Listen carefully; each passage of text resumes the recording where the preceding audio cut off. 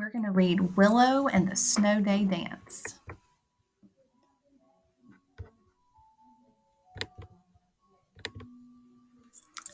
Mr. Larch never had visitors, not even on holidays. Only the mailman had a reason to approach the gray house known to the neighborhood kids as the cave. On the rare occasion when you might catch a glimpse of Mr. Larch, he was stooped over and twisted and knotted like an old apple tree. And he always wore a hat, but he never wore a smile. Look at the kids right there. You're peeking back at his door. If you look really closely right there at his doormat, it says, "Go away." Does not seem like a very inviting house. All the shades are drawn down. His yard was lifeless. So look right here at Mr. Larch's yard. Not a lot happening. No flowers in the spring or summer. No birdhouses or feeders. In the fall months, when yards were decorated with pumpkins, scarecrows, and ghosts, Mr. Larch's yard was bare. And in winter, Mr. Larch posted signs that made it clear to the neighborhood kids there would be no sledding on his hill. It says, "Keep off, go away, no trespassing." Even that little bunny rabbit looks really scared. Across the street, in a canary yellow house with turquoise shutters and a cherry red door, a little girl and her family were moving in. I love how the author used those adjectives. A canary yellow house, turquoise shutters, and a cherry red door. I think that's a great way to explain that house and describe it. Willow loved her new house and neighborhood. A tire swing hung from the sycamore tree in the backyard. There were wide sidewalks, a basketball hoop, and a place to plant a garden. Behind the quiet gray house, there was a hill. Willow imagined it frosted in snow like a vanilla cupcake. It would be the perfect hill for sledding. It was early spring, and Willow couldn't wait to start gardening. Willow helped her mom clean out the flower beds and dig up a sunny patch of lawn for a vegetable garden. They had brought plants and clippings from the other house, but there was room for more. "Dear neighbors, I am planting a garden and in need of all types of seeds and seedlings. Can you help? Your friend and neighbor, Willow." Her generous neighbors kept Willow and her mom busy all spring. So if I'm looking at this, look at all that she got from her neighbors. So I understand that the word generous must mean very giving. Before long, summer arrived. Everyone admired Willow's garden. The birds and butterflies, even the deer enjoyed the colorful plants and flowers Willow and her mom had carefully planted, mulched, and watered. So look right here. It said that her neighbors admired. I can see everybody's looking, and it looks like everybody's happy. Look right there. She's not happy the deer is eating her plants. Willow cut flowers from her garden and made bouquets to share with her neighbors, even Mr. Larch. "Dear neighbors, thank you for all the plants. I especially like the sunflowers. Claude Monet would be proud. Your friend and neighbor, Willow. P.S. I'm looking for scraps for my garden art projects. Can you help?"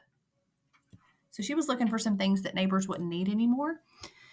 Look at this. There's an old bike. I see some bowling balls, some horseshoes, some tires, an old license plate. So let's see what she decides to do with all these things in her garden. Oh my goodness, look at this. Look at how she turned all of those scraps into beautiful pieces of art for her garden. So I see the tires. She's painted and she's put flowers.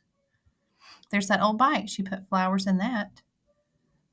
Look at the horseshoe and some of the metal pieces. She made a little face on the tree. She used that right there. Do you see the top of that birdhouse? She used an old license plate. That is so creative. Willow's Market. Donate hats, mittens, and scarves. Yard art for sale. Free vegetables with donation. In autumn, Willow shared vegetables from her garden with her neighbors, even Mr. Larch. The annual hat and mitten drive was underway at school, and once again, Willow's request for help was answered. "Dear neighbors, thank you for all the hats, or for the mittens, hats, and scarves. The charity drive at my school was a big success. Lots of heads and hands will be warm. Your friend and neighbor, Willow. Winter was just around the corner. Every night, Willow fell asleep thinking of all the things she would do when it snowed. Best of all, when those soft white crystals fell from the sky, there was always the possibility of a snow day. I love how in that last paragraph, she didn't say, best of all, when the snow fell. She said soft white crystals.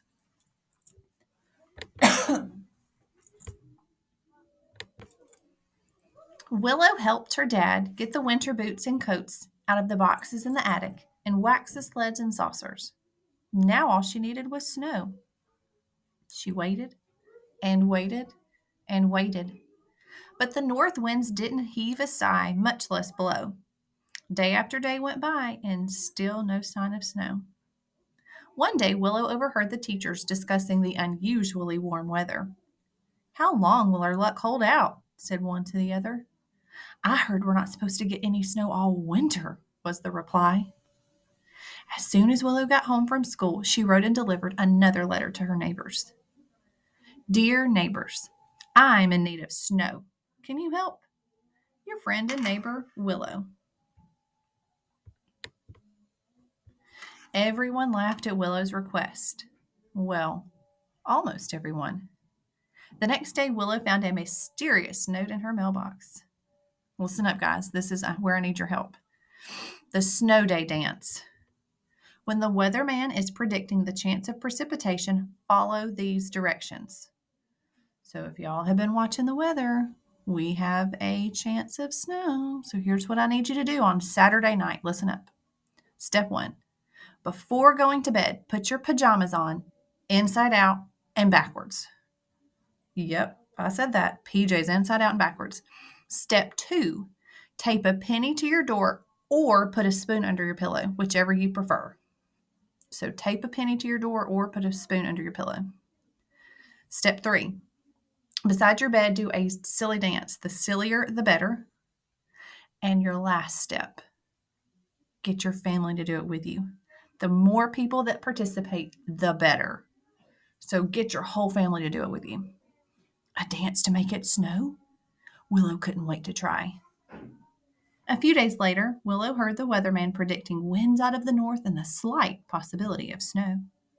She made copies of the snow day dance instructions and took them to school to pass them out to every student and teacher. And when Willow got home, she left the instructions at every house in the neighborhood.